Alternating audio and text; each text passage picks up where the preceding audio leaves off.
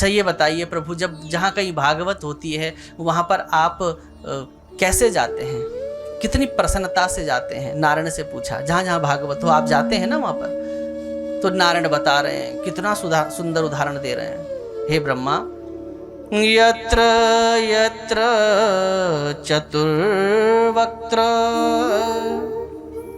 श्रीमद्भागवतं भवेत् गच्छामि तत्र तत्राहं गौर्यथा सुतवत्सला।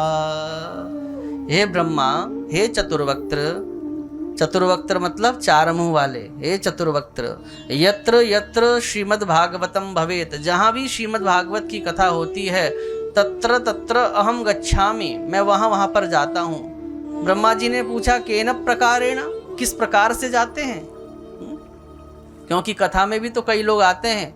एक वो हैं जो बड़े उत्साहित होते हैं, शोभा यात्रा से ही कथा में जाते हैं। एक वो हैं जो कहते हैं कि आज तो पहला ही दिन है, कल से चले जाएंगे। एक वो हैं जो सोचते हैं कृष्ण जन्म में चले जाएंगे।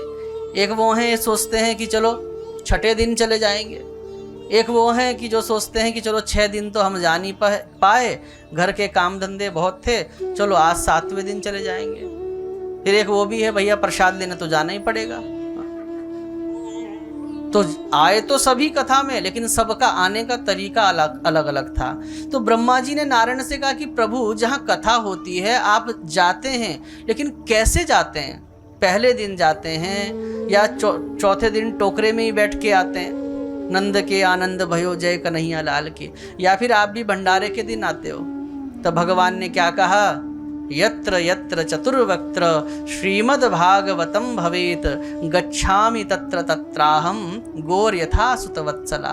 उदाहरण सुनिए भगवान का। भगवान कह रहे हैं, मैं उसी प्रकार से भागवत के स्थल में जाता हूँ जैसे कि एक ताजी ताजी ब्याई हुई गाय जब जंगल में चरने के लिए जाती है, जाते समय उसकी चाल बड़ी मंद होती है, क्योंकि गौशाला में बछड़े को छोड़कर जा रही है, बछड़े से वियोग हो रहा है, पेट भरना है, जाना तो पड़ता है, जंगल जा रही है धीरे धीरे। लेकिन सायं काल में सूर्यास्त के समय उसकी चाल बड़ी तीव्र होती है, क्योंकि उसको गौशाला में बछड़े का चिंतन हो रहा है।